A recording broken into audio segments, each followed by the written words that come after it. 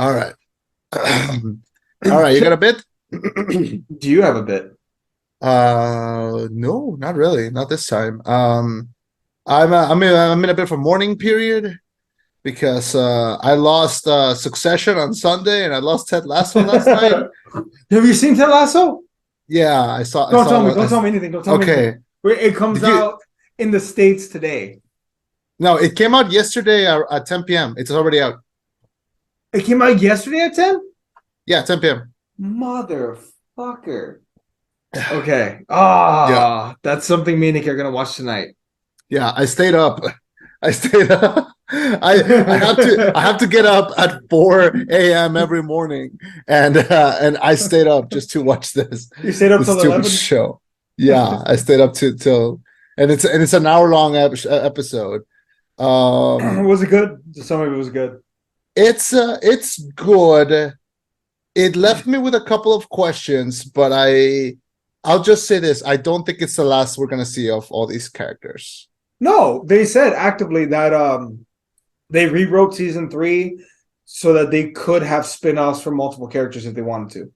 I have an idea of what they're gonna do, but I don't want to spoil anything. So I'm yeah, 99% sure Ted leaves. You don't confirm it for me, but I'm I'm not 99% gonna sure. I'm not gonna say anything, but I will say that there's one thing that they do at the end that Ted does at the end specifically that is like, okay, maybe it's not like you'll see. Maybe it's not goodbye. Uh, I won't say anything. All right. All right, I appreciate that. Yeah, but Oh, yeah, I lost Succession on Sunday and then I lost Ted yesterday. okay, can you explain something to me then that I won't give a shit about? Okay, What happened on the season finale of Succession that everyone was going, what the fuck? have you seen it? I've seen the first half of season one. Okay. I just know the dad died, and I don't Oh know yeah. if it has something to do with the company or what. Yeah, so the dad died. So the dad. Okay, spoilers for Succession for the ending of Succession, I guess. So the dad dies halfway through the last season. Yeah. He dies on a plane like that. That's flying, so his children don't see him. No, like he gets like a heart attack like on a plane. Oh no, Uh, couldn't have happened to a yeah, nicer guy. yeah. Oh yeah, Logan Roy, a dick, like burn in hell, you old bastard. But He'll monopolize hell. He'll find a way. yeah. But the big thing is that so he was in the midst of like selling the company. Mm-hmm. So like selling it and like just throwing it all away. Cashing out. And yeah. And the kids, there are four kids, but technically it's three of them, the ones that are like the main focus. They're kind of like fighting to see like what they're gonna do, like what can they do to keep the company or sell it or what's the plan. And the two boys, Kendall and Roman, they end up like being assigned to be co-CEOs until this deal goes through. And they don't love it, but they're trying to like find a way to keep the company. But the guy who's trying to buy out the company just keeps upping the sale, like keep telling them like, oh, I was gonna offer you $142 for every share. I now will offer you 192. Yeah, fucking deal with that. And like it just kept escalating. Okay. And yeah, it just kept going. And then Shilban, who's the daughter, was like, fuck it, sell it. I don't care. I don't give a shit anymore. Like I like make me CEO or sell it. I don't care. And they just kept like fighting over and over. And then because there's like a part of them that wanted to keep the company going for their dad. There's a part of them that kind of wanted to just not do with them. And it just kept going. And they finally, like in the last episode, kind of like the three of them sat together and were like, you know what? Let's do a block party. Like let's block the boat. Because we have the majority. If we have the majority of votes, we can keep the company and not sell it.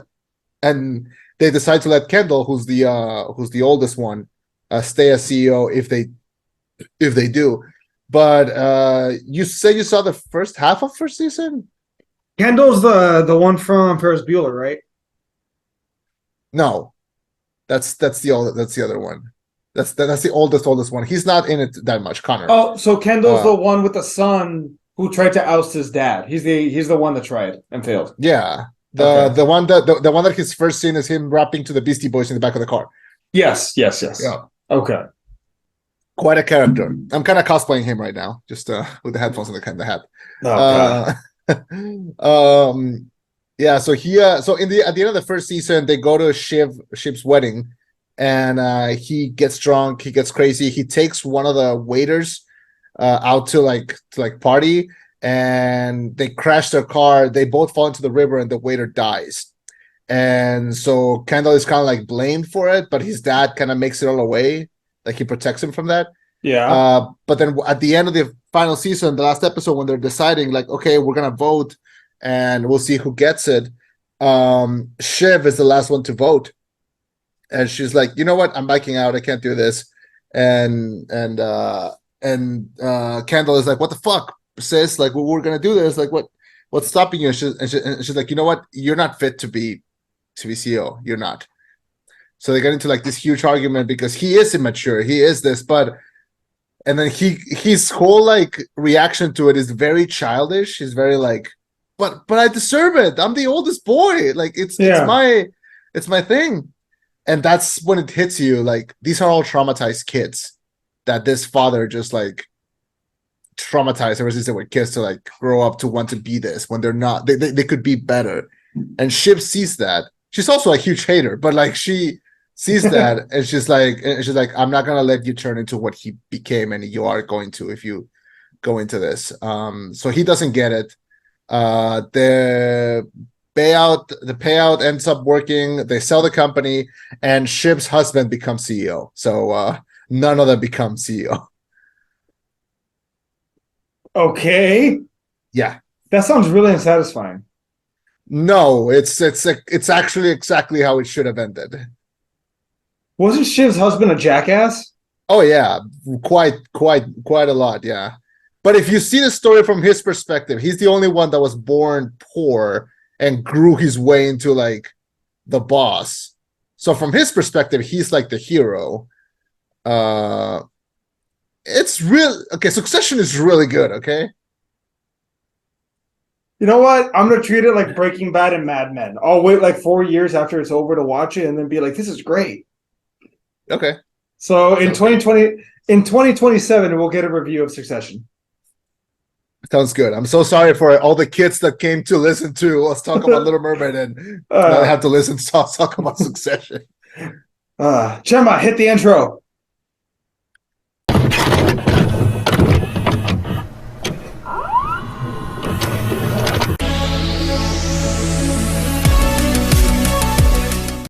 Thank you for welcoming us into your headphones. My name is Chema. I am unfortunately Eddie.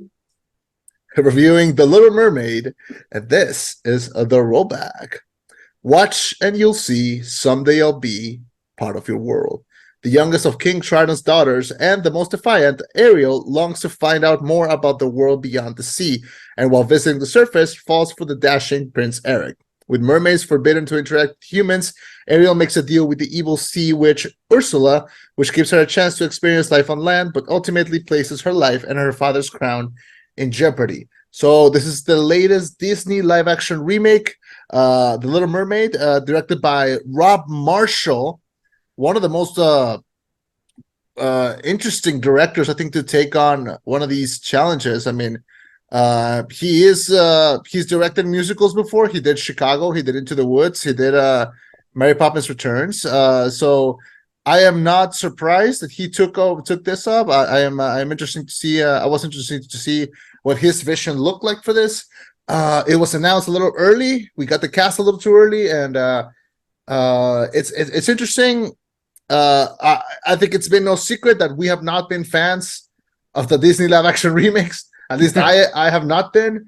So I was not looking forward to it, but I was interested to see how they would treat it. And I'm glad to say that I think this was quite good. I think this was interesting. It was visually pretty. It was well done. It had interesting designs. Haley Bailey, who plays Ariel, has a knockout of a voice. I think that's the best part of the movie is when she's singing. And I think this review is going to be interesting because I grew up watching the original one. I watched it a lot as a kid. And I saw your little YouTube review where you proclaim to the world that you have never seen the original. And I cannot believe that because you have two sisters and you never saw this? Like, Folks, as I said in the YouTube review, go to our YouTube channel and watch that. I did make a point of why I've never seen it, because growing up, I was more of a superhero kid than a Disney kid, like by a country fucking mile. So that's why I never watched it. Also, fun fact, I'm looking at it right now. I'm not surprised that review has two thumbs up and one thumb down. I don't know who the thumb down is, but I'm one of the thumbs up. I'm sure it's some douchebag that says hashtag not my mermaid.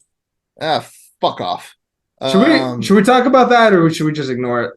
I mean, what's there to say besides they casted her because she was the right choice for the role? We saw the movie. Look at her. She was the right choice for the role. Was she not? She was fucking amazing.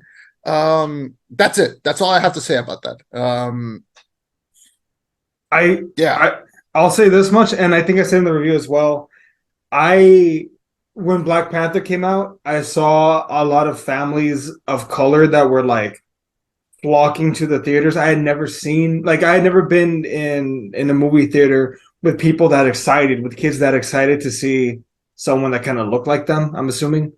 Mm-hmm. And it happened again with The Little Mermaid. And you know what? That's a beautiful experience. And I can't wait for that to happen when Blue Beetle comes out.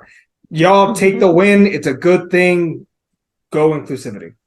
That's all I'll say. Hell yeah. Look, Grammy award-winning Hailey Bailey is Ariel. Like, whether you like it or not, she is. And she did a great job, man.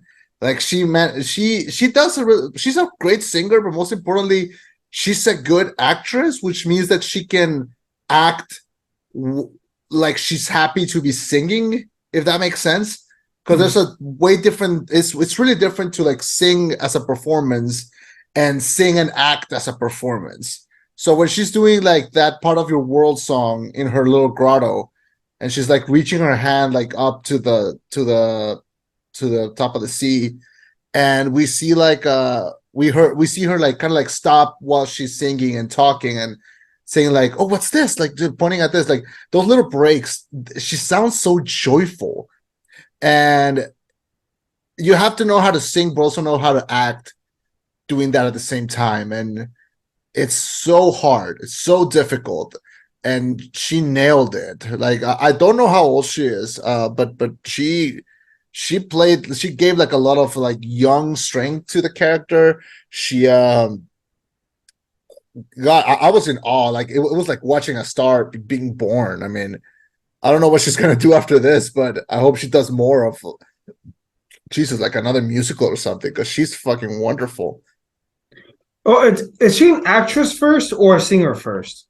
I know she and her sister have like a band together, and they release like music, and they've done that like ongoingly. I don't know how long she's been acting, but I think she's a singer first. Okay, yeah, I see it here. So they have their own band. Yeah, started selling on Etsy. She's young and hungry, man. Like, from movies, she's gonna be in The Color Purple. Oh, the remake? Yeah. Yeah, so I mean that is definitely something. Sierra's gonna play adult her. She's gonna play a young version of her. Yeah. So she is a big star in the making. I think this movie is gonna as much make her as she makes it, because this movie like lives and breathes by her performance. If she fails, the movie will fail. Yeah, I agree. But no, she does a great job. Specifically, especially though, when she can't talk. Because I thought that was I understood why, the siren's voice and all that jazz. But I was like, this movie feels like it's gonna get derailed if she can't talk. But no, they found a way to fill in the time her, like, it was almost a whole act almost of her being unable to speak, but she feels it. She's able to communicate with her eyes, with her facial expression, not just with her voice, which a lot of people cannot do. She can. Yeah. There's a great scene when they're doing the kiss the girl scene, like when they're in the little boat.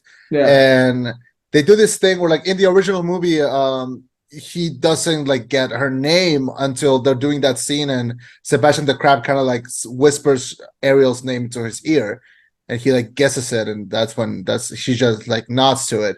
In this movie, they did change it. They do something kind of neat where like they're looking at the stars, and then he goes like, "That's Orion," and then she like kind of like Aries. stops it. Aries, yeah, and then she like stops him and like goes Aries and like touches his face, and then finally like stops him and like Ariel. Okay, there it is, yeah. And that was so like sweet, and Yeah.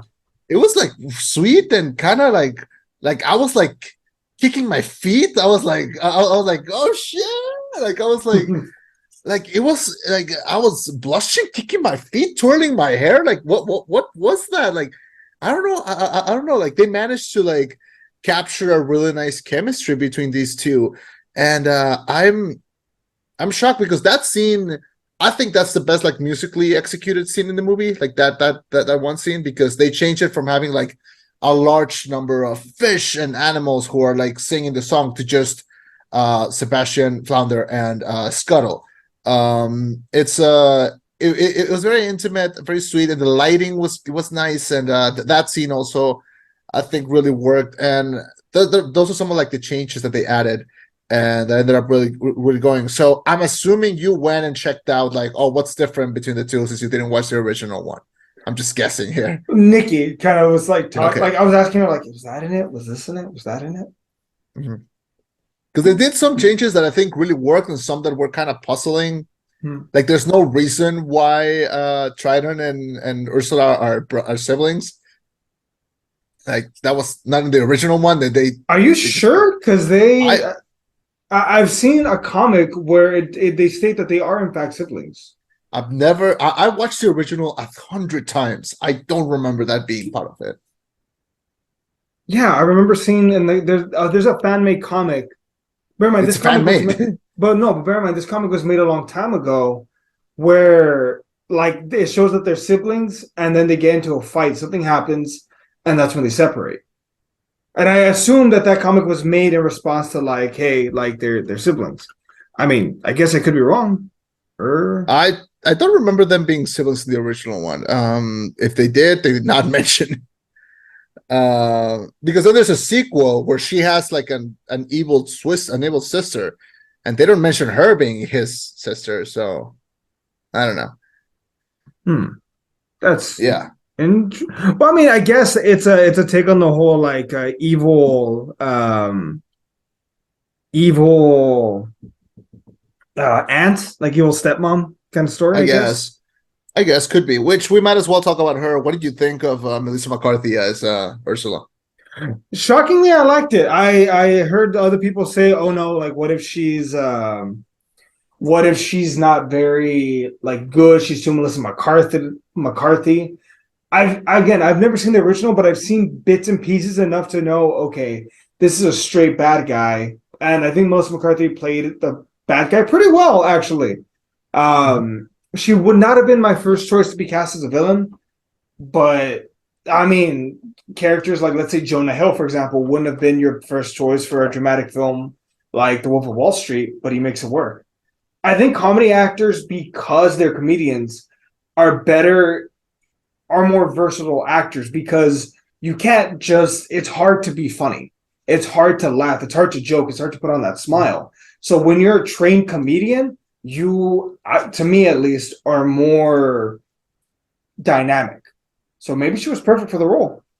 Look, all comedy is based on a certain degree of tragedy, all of it, and this one, I think she was kind of a little too perfect of a choice. Like, oh, like this comedian could be like this villain, and I understood why she was cast. I think she was good. I heard somewhere like in the like rumblings that apparently the singer Lizzo like wanted the part really bad, Mm-hmm. and she even like had like a video come out of her singing the song, the Poor Unfortunate Soul song, and they met like Lizzo and Melissa McCarthy met afterwards, and she was like, I wanted the role, and Melissa McCarthy was like, why did they give it to me? They should have given it to you.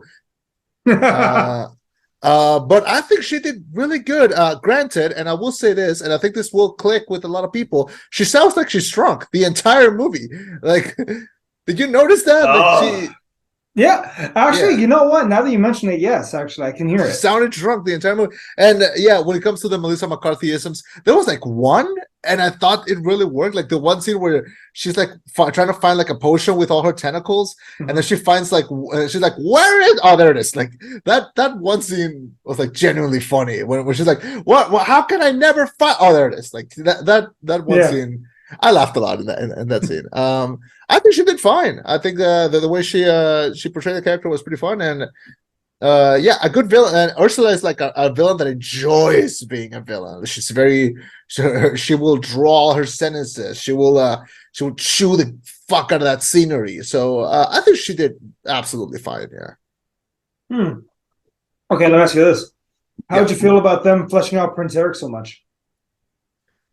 I am I don't like. I will say first the things that I don't like, and then the things that I do like.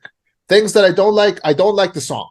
I think his song was boring. The song that he sang by himself. Exactly. You don't remember it. It's so forgettable. Oh, I think I went to the restroom during that part. Well, here's like the one song where he's like, "Oh, I will find you through uncharted waters" or something. Like I'll find something. Boring song. For some reason, the live action remakes insist on having new songs. None of them have been good. I will say it. I feel like they're trying really hard to be like, "Oh, we have to get that best original song at the Oscars. We have to get it," and they don't get it because these are not great. There's another original song. We'll talk about it later because I know you're a fan of it. But this one, I think it was just kind of very forgettable. Now, the actor, Jonah Howard King, I believe that's his name. He looks like Prince Eric from the cartoon. He did not do a bad job. I saw him in BBC did like an adaptation of Little Women into a show, into like a little miniseries, and he played Laurie, who's like the main guy. He was good in that, so I'm not shocked that he was good in this one too. He's not bad. It's just like it's like the trailers for Barbie. You know how they say like she's everything, he's just Ken. It's the same thing here. She's the princess. He's just Eric. Like he's there. He has a dog. The dog is cute. It was cuter in the movie in the cartoon, but yeah, he's fine. I mean, but now here's the thing that they changed that I really like. They changed one thing to really enhance the chemistry with Ariel. They made him a dork, and I am into that shit because when he starts just like nerding out about traveling and like all the little like gizmos and hijinks that he like found and like they did that to show that he is much like her. He's a hoarder. He hoards things from things that he finds, and so is she. They have things in common, and I love that scene where like he's showing her all the things, and she's like he shows her this rock, and he just grabs her and like breaks it, and it's like, oh, there's like this little like shiny rock inside. I was like, oh, I had no idea that was there. Like they are using the chemistry to let us know how much they have in common, and in a weird way, how much they complete each other. Those are good changes. Those are things that add to the chemistry and to the story. If you were gonna do a new version of Little Mermaid, those are the things you have to add. And I can't believe it took them this many remakes to finally get it right. So, yeah, turning him into a dork and making him a hoarder just like her, and like also him wanting to escape, like making them parallel characters is the thing that makes it work. And Eric is a little bit of a blank slate in the original one, but also you have to understand like the original Little Mermaid, the original cartoon, it was made at such a sad point in Disney's history. Like Disney was going on, like, I don't know if you know this, but like Disney was going on decline. Like their movies were making less money. They were making them like once every like 6 years. Their latest movie, The Black Cauldron, bombed. They were on the bridge of collapse, and they were like, we have to change our strategy. We have to release better movies, and we have to release them faster. And this was the first one, man. Little Mermaid is the movie that saved Disney. Okay, this is the movie that started the Disney Renaissance because of this movie. It was this one. I was about to ask. It was this one. It was this one, man. And as much as people like to shit on Disney princesses, at the time, Ariel was considered like a breakthrough. She wanted adventure. She didn't want a prince at the very beginning. She wanted adventure. She wanted to go out. She wanted to go outside.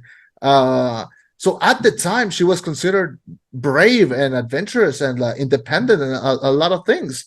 And it's amazing how it's been like oh, like that's considered old school. But at one point, that was considered like Jesus Christ, like what is her problem? But it worked, and Little Mermaid is a special movie because of that. If you consider like everything, because it was such a smash hit, it was so big and so giant and everything that it just led them on a string of hits. They were gonna release movies yearly, and this is the one that kicked off that what's it called when you have that streak, so it makes sense that if you wanted to change something, you had to change a thing that made it to enhance something, and that thing was the chemistry that make them like each other more because they were so more similar. Even when they couldn't talk, they could relate to each other. What's the movie that they feel killed the Disney Renaissance? Just curiosity. Around Hercules, I think. Because it goes Hercules, Mulan, and then technically, I guess Doug's first movie, Tarzan, Fantasia 2000, the Tigger movie, Dinosaur. I feel like Dinosaurs around the time that everything kind of fell off. Even though Dinosaur is a good film, but I think that might have been the end. It was more experimental. But from Little Mermaid, like forward, they were just back-to-back double murder champions, Dude, like wow. look at that timeline. Look at that timeline. Read me off that timeline.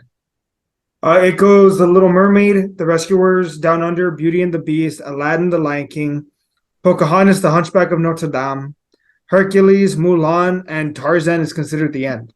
Nothing but net, man. All films have a solid A in cinema score on Rotten Tomato. Pocahontas has a 54% Rotten Tomato, but that's the only. These white men are dangerous. Oh no, she called us on our bullshit. That's my favorite line from Pocahontas. Just these white men are dangerous. I mean, was he wrong? Was he wrong? No, he was not wrong. I don't want to get that political, but yeah.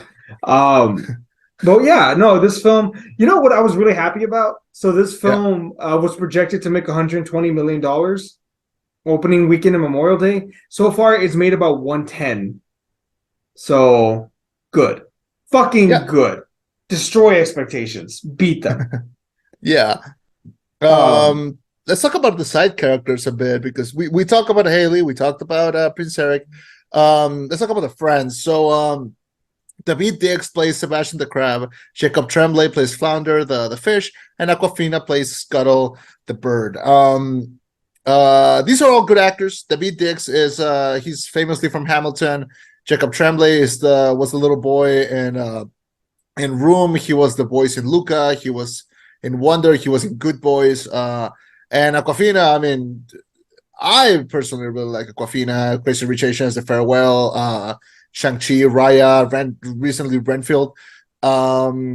These are good actors to bring these funny characters to life.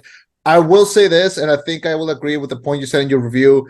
I don't love these designs. I don't like that they're like quote unquote realistic. I understand why they did them, but it didn't work in the Lion King remake. It doesn't work for me on this. Sebastian and Flounder feel a little too lifeless. Scuttle kind of like makes it work because Aquafina's voice is like just hits you really strongly. They're fine. I wish Sebastian was given a little bit more funny things to say. Kind of all the comedy kind of went to Aquafina on that end, but they're good. They make for good side characters. What do you think? You know, I didn't hate any of them. I didn't hate any of them whatsoever. I didn't. Mm-hmm. But can we talk about the one black guy on this film that even I can't defend? One what? There's one thing I will fight for this film. And bear in mind, I don't like the House of Mouse. I want to be very clear. Me and the rat don't like each other. Let me phrase that. I don't like him. He doesn't even know I exist. That said, I will defend this film in a lot of ways for inclusivity's sake, for important significance, for a litany of reasons, right? I will defend this film. Mm-hmm. There's one thing in this film I cannot defend. One thing where if you call me out on it, I'll be like, yeah, that sucked.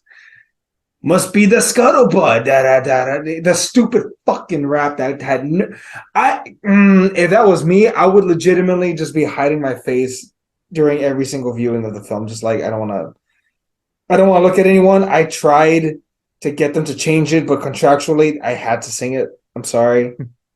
I want to apologize to all my fans, to all the Dasani, to all the Ozarks, to the Aquafina fans out there. I'm sorry for what I did. Yeah, I want to apologize for my actions there. And not like an NBA star. Like, I'm actually sorry for this. Yeah. My big thing when watching that scene is that I heard it and immediately my mind went like, Lin-Manuel Miranda wrote this, didn't he? Who? Like immediately, I'm like, Lin-Manuel wrote this, right? The guy who wrote Hamilton. I'm like, Lin-Manuel wrote this, didn't he? He did, didn't he? Yeah. I looked it up and I was like, this has his dirty little paw prints all over it. And I was like, oh yeah, there it is. I knew it. It's there. Yeah. It's him. Look, man, I get it. I really get it. But you were wrong. In this particular play, to be fair, he's had a string of hits. Yeah. You gotta miss at some point. And that was a miss. Yep. I mean, look, he did Hamilton, he did the Moana songs, he did the Encanto songs, he's done good songs. Like I can't say that he hasn't.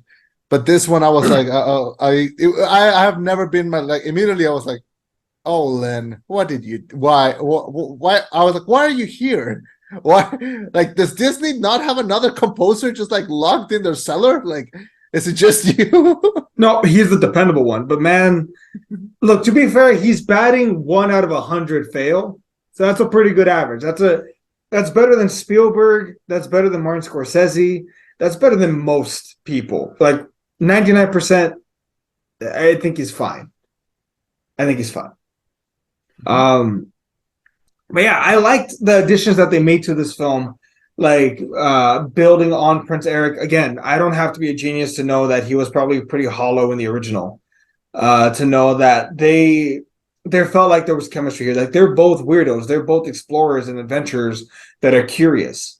And that's a good thing. And they found each other, and that made sense. Can I tell you something that I thought about during the film that I told Nikki afterwards that made her go, I hate it when you do that? What? Afterwards, and I'm thinking to myself, like, there's a moment where King Triton acknowledges, like, Eric, right? Like, you're married, you're dating my daughter now. Which that's another thing. They didn't get married. Yeah. That's a good thing. They did not get married. They're gonna go see the world together, and let's see if this works out. Yeah. In worst case scenario, she just goes back to the ocean. Like, yeah. And how's he gonna find her? Yeah. I want to work it out. No, goes into the water. Yeah. But there was one thing that made me go, this is a little too far, and I had to apologize. So imagine this. Prince Eric just married Ariel, the youngest daughter of King Triton, right? Well, I think he has a pretty powerful military ally now. Hey, King Triton, we're having some issues with this other country. Can you like what are the extent of your powers? Like, can you make a hurricane, or like, can you send some whales to go like beach their ships?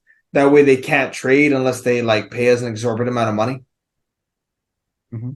Like, I was just thinking the militaristic capabilities of like King Triton and like how, hey, you do all you know what I can't believe I'm gonna say this. I hate it when you do this. Like it's. Because you always do this. Like, it's a movie about a fucking mermaid falling in love. You're like, damn, how can we militarize? How can we weaponize these forces? It's a day after Memorial Day and you had to do this? Like, I'm sorry. It's just like all I can think of is, hey, we can grow our kingdom now. Interesting. Am I wrong?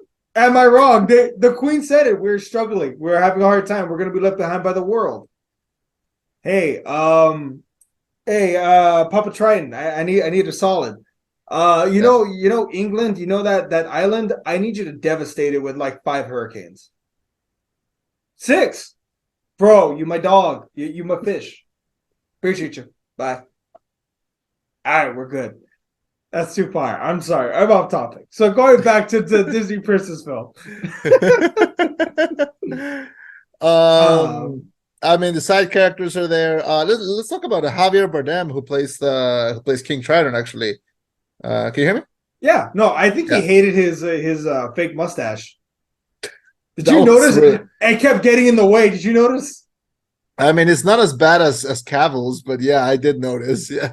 No, but at least Cowboys is natural. No, it wasn't. No, In I mean in Justice League in the recut when they were. no, you're Yeah, right. It was not as bad. No, but that yeah, was a real mustache that they stuck on Harvey Ayer. That like it looked bad. yeah, It looked ugly. Like ugh. yeah.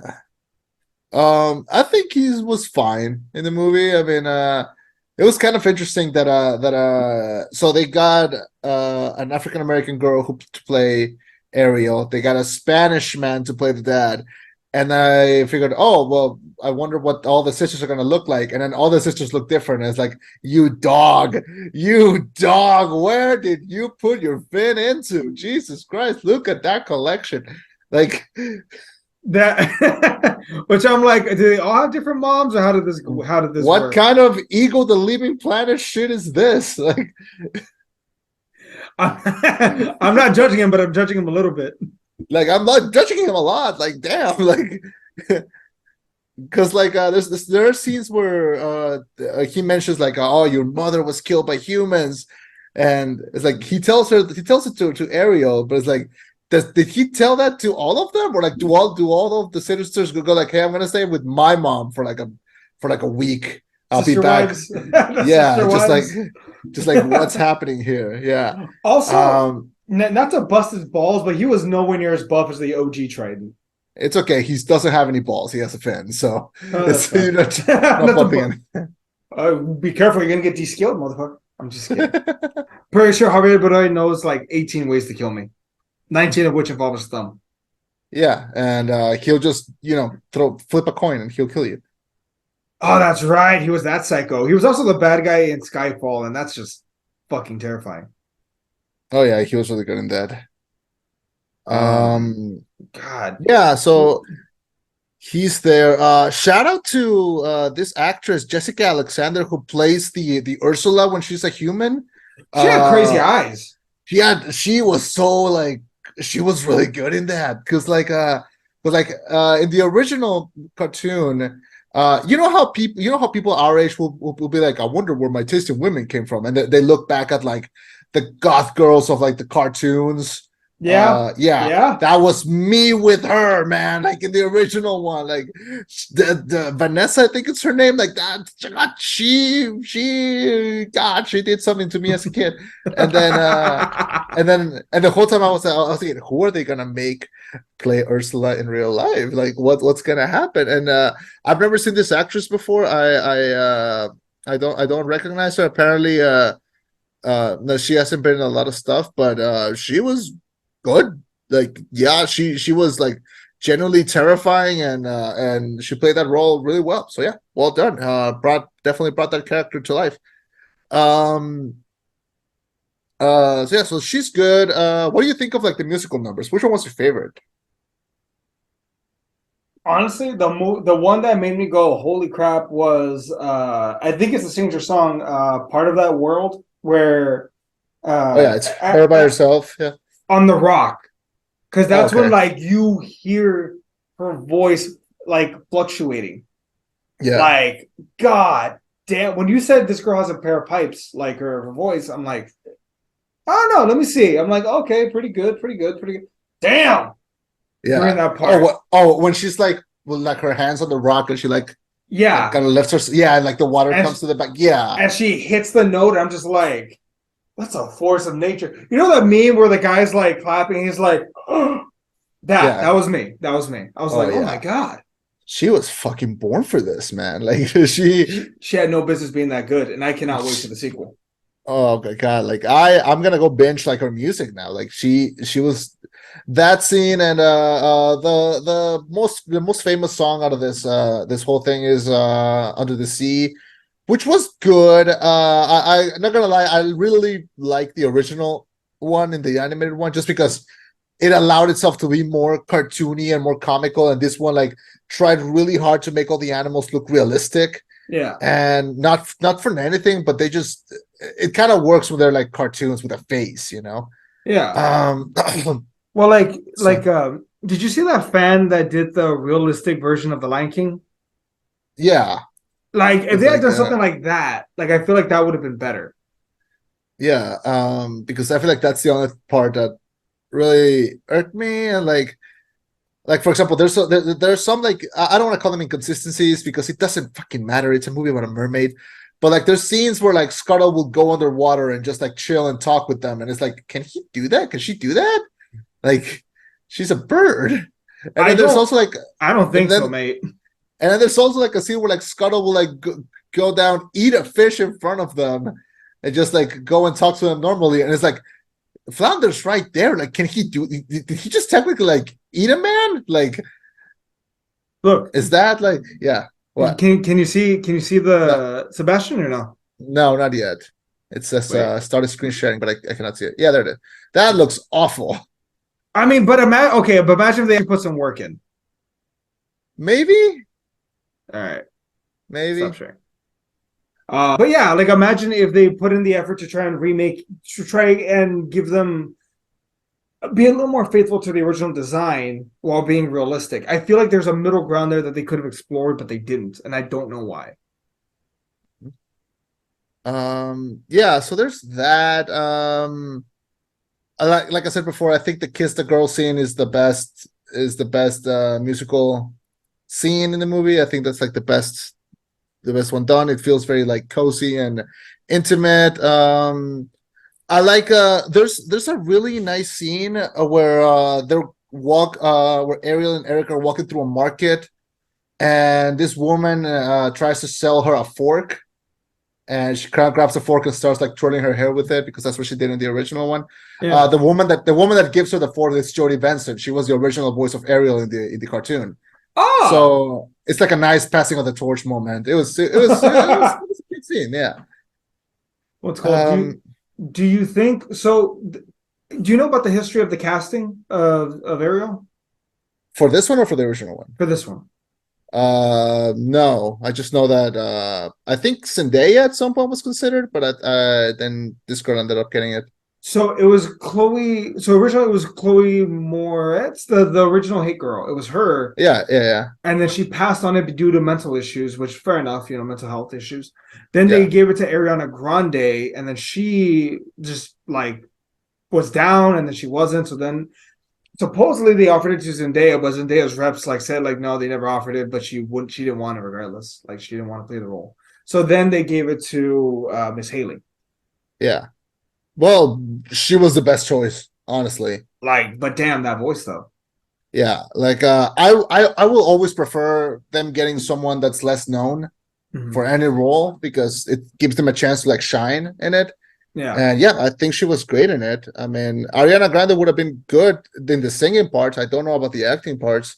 Yeah. She's kind of good at playing herself. I don't know if she's good at like playing Little Mermaid. Not to diss her, she has a great voice.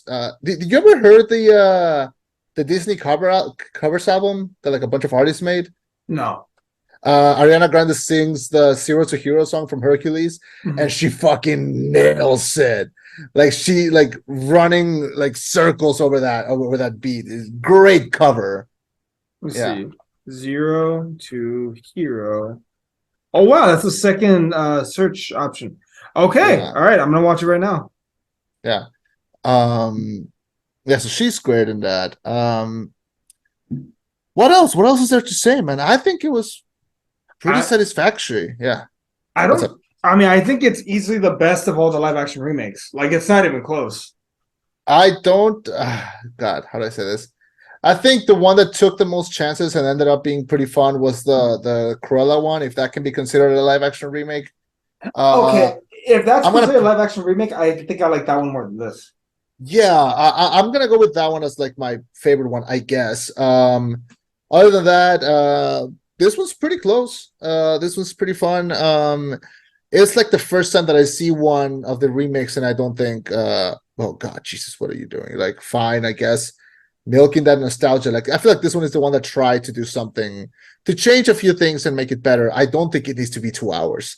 That's like the one thing where I was like, it doesn't need to be 2 hours. What are you doing? I think they could Um, have shaved off like 20 minutes, I think, easily, if they cut out the bullshit, like with that stupid ass rap song. I I did regret nothing. I did like the one scene where like Scuttle is like flying with Sebastian, and then she like drops him to the ocean, and then instead of picking him up, she just goes like, "All right, I guess it's just me." Like just keeps flying. She's like, "All right, I guess it's up to me." Well, fuck. Yeah, like okay, might as well. So that was cool. Yeah, no, I give this four. No, you know what? I give this like 3.5 out of 5. I think Uh, yeah. I think B plus. I'm not gonna probably I'm probably not gonna rewatch it anytime soon, but I wouldn't mind rewatching it. Like if my niece wants to put it on the TV, yeah, I can watch this for 2 hours while she falls asleep. Yeah. I did not dislike it, did not hate it. Liked it. I like it. It's good. It's good enough. I think it nails it. It was kind of it was a no risk, high reward kind of thing, and yeah, they pretty much nailed it. It's not the most original movie of the year. It's not even close to being in my top 10, but it's there. It's higher than Shazam and Cocaine Bear, I'll tell you that. Then again, everything is so. All right. Yeah, clearly the standout is Haley Bailey. Congratulations, girl. Well done. Can't wait to see you in literally anything else that you do. The world is your oyster. I'm gonna go listen to your versions of the songs now. And yeah, great job. All right. Anything else you want to add? No, keep up the good work. I hope Hercules is as good as this. Are they doing a Hercules live action? Yeah, but I think Hercules might be my favorite of the Disney Renaissance. If you don't include Tarzan, Tarzan's a solid number one. Hercules is my number two. I have Go the Distance on my gym workout list. The one from the movie or the one with Michael Bolton? No, the one. Actually, it's not from either one of them. It's from someone else. Oh, I don't recall the name, but it's a cover of Go okay, the Distance. okay. Yeah. So, are there any live action ones that you're looking forward to? Not really. I'm not looking forward to any of the live actions. I don't want them. I want original movies. Kurt Hugo Schneider. Folks, if you're going to take one thing away from this episode, look up Kurt Hugo Schneider, Go the Distance. I challenge you not to listen to that song and not feel reinvigorated with life. All right. There's let me see if I can find it. There's this guy on TikTok, this older gentleman, like I believe he's in like 60s or 70s. And he has this really like powerful voice and he narrates poetry and stuff. And someone asked him like on TikTok, like, hey, can you do a reading of Go the Distance? And it's I will find it and send it to you. It's amazing because it's like almost like a god talking to a hero. It's great. You'll really like it. I'll see if I can find it. Just Go the Distance by an Old Man. I think I have it saved. I'll find it and send it to you. All right, please and thank you. I want to hear it. Yeah. Yeah. So it's that. Not really looking forward to. I know there's gonna be a Lilo and Stitch one. I'm not looking forward to that one. I don't think they're getting it correctly. But I don't think that they can remake Lilo and Stitch. I think it's like Men in Black. You can't do it twice. There's no way you can do it twice. Yeah. I'm not looking forward to that one or anything really. Like to me, it's like if you want to like do live action right, do live actions of the movies that weren't hits and just bring them new life. Because how cool would a live action of Atlantis: The Lost Empire be? Like, dude, I don't understand why they haven't done Treasure Planet or Atlantis. If I was going to negotiate with Disney, I'd be like, hey, I want these intellectual properties and I'll give you Spider-Man. That's a lie. I would never give up Spider-Man. But you get what I'm saying. I would never give a Spider-Man. Fuck Can't wait for I got my tickets for Spider-Verse tomorrow. Speaking of Across the Spider-Verse, folks, next week we're reviewing Across the Spider-Verse. Fun fact. I bought 2 pops. I bought one of Miles Morales and the other one of Spider-Man 2099 Miguel O'Hara. Oh hell yeah. I bought them before they were on sale. Are you gonna make them fight? Fuck no, I'm gonna keep them in the box. I bought the pops, but no. So the lady wasn't supposed to sell them to me. She didn't realize that they're not supposed to be on sale yet. So she just scanned another pop and was like, "Here you go." I was like, "Ooh, thank you." Yeah. Can't wait to see my fictional character self in the theater again. Well, Because if oh, that's right. that's And, me, and baby. and you have a baby now. He has a baby now. It's really funny because the movie takes place like a year after the previous one. Mm. And then, like, I mean, he just got back to him with Mary Jane, and immediately they had a baby. He lost no time. Like, Hey, we need to get this we need to get this family started. We need to get it started now. he's like, I gotta get in there. All right. Also, there's this Mexican digital artist. His name is let me pull it up. 1 second. Oh, according to this, it's over a year difference. Okay, yeah. Oh shit! I found out something cool. Maybe you want to hear about it in between you looking that thing up. Did you Yeah. know that when they were animating Into the Spider-Verse, they actually use the frames to show the movement of the characters and how they're stifled? Typically, most films move at 24 frames per second. Yeah. When Miles is learning his powers, like to web swing, he's only going at 12 frames a second. That's why he looks a little choppy compared to the smoothness of Peter B. Parker. Yeah. But as he's learning his powers, he gets up to 24 frames a second. So they were able to tell that story both narratively and through the power of storytelling in presenting the film. I just thought that was a cool fact. Spider-Verse has a ton of little things like that just make it so original and cool. It's amazing. Yeah. It's the last movie that matters. It's how I always refer to it. Yeah, so there's this Mexican digital artist. His name is Mario Garza Ledesma, also known as Moutsider Art on Instagram. And he was doing this thing of like, hey, I'm doing commissions. Like, if anyone wants to commission me, I'm doing commissions. And he did this thing where he's like, you'll send me pictures of yourself. I'll draw you as like the Spider-Man of your universe. So I commissioned a piece of art from him, and he just sent me the sketch. So do you want to see what I would look like as a Spider-Man? Yes. Okay, how much is it? I will do it too. You want to do it too? How much was it? Here you go. This is not the finished thing. It's just the rough sketch. But look at that. Bro, looks so cool, bro. I love that. Right? Look at how my hair comes out of the mask. It's awesome. I was gonna say, and your beard. Right? Dude, does he do commission work? I'll pay him to draw me as Superman.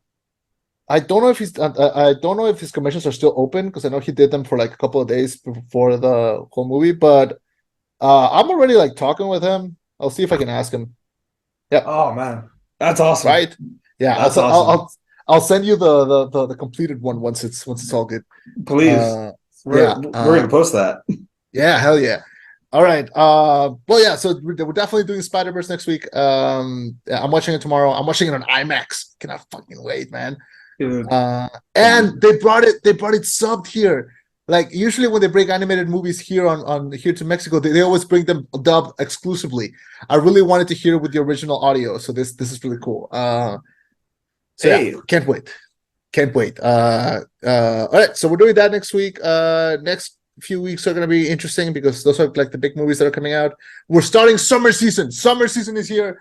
Big movies, big stuff. What else? I hate to say it. I think Fast and Furious started the summer season, no? I think so, but I don't know because I fell asleep during it. So. Oh shit, that's actually a really good point. Yeah. All right. Well, folks, be sure to tune in because summer season is starting and we're going to be fucking busy. We're going to be so busy, man. All right. All right. Thank you so much for joining us. My name is Chema. I've been Eddie. You can follow us on iTunes, Spotify, YouTube, all social media. Listen to our show. Tell your friends to listen to our show. We'll be here. Thank you so much for joining us. I hope you have a great week. Have a great Spider-Verse week. Happy Spider-Verse week. Goodbye. Bye, everybody.